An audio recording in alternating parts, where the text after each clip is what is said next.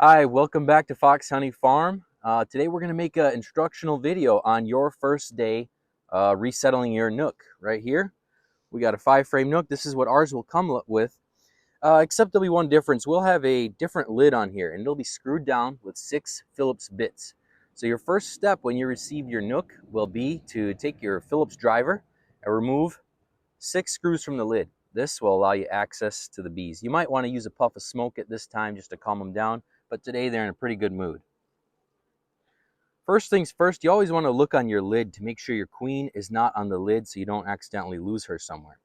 Right away, I'll take these and I'll shake them off into my 10-frame deep box that I have set up right here. You might have them set up a different way, maybe on a individual bottom board, but I got them on our pallet here. So we'll take these bees. I don't see the queen here. Give them a gentle shake in there. They might fly around, they might make their way back, but we'll get them all in there eventually. You can set this aside, make sure there's no queen. And now we'll start off with our edge frame. We want to put these into the beehive in the same order that they are here. We want them to be in the same cluster. They're going to go into the center of our new 10-frame brood box. You can use 8-frame if you'd like. So as always, just give a little puff of smoke if they're aggressive. Get your pry tool out and start from the edge.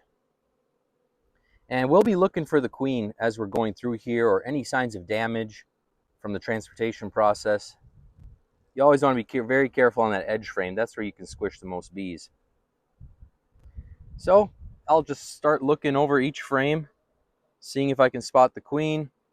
Plenty of honey on this. This is great. They're going to need this, but your hive may have less honey. So we're always going to recommend when you resettle your Nook that you always put in a feed frame or a syrup feeder.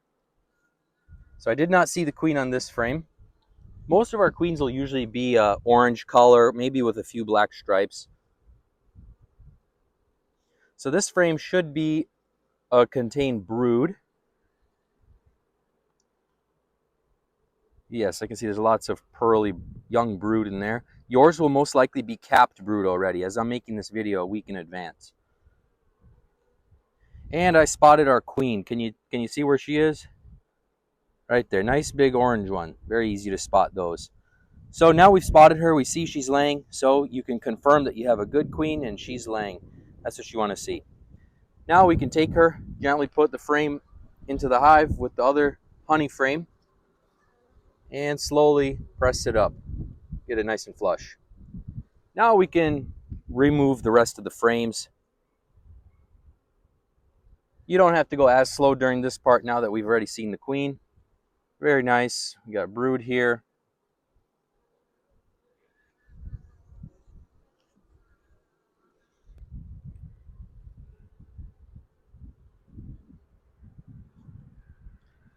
Another frame of brood.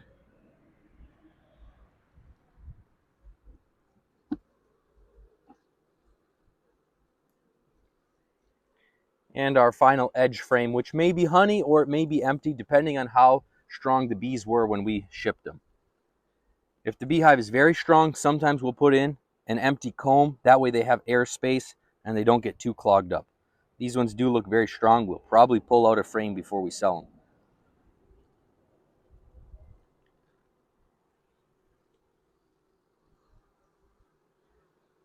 So now we've got our 5 frames in here in the same order that we took them out. Now unfortunately I forgot to bring some extra frames with me, but for demonstration purposes, what you're going to do, you're going to put your empty comb or foundation frames on each side. And if you use a frame feeder, this is when you would put it in. This is a frame feeder right here. There's many different variations of it, but essentially you put it in next to your edge frame, and you're going to fill this with syrup. We like to put a little bit of straw on top of the syrup, so if the bees fall in, they can always make their way out of the syrup. If you don't use one of these, you just fill up the rest with comb. And after a few weeks, you can take this frame and pull it out, put in comb instead. That way they can continue spreading their hive out. And if you use a lid feeder like we do, so we have a hole cut in our lid here, and we'll put a mason jar with a few holes poked in the lid with our syrup.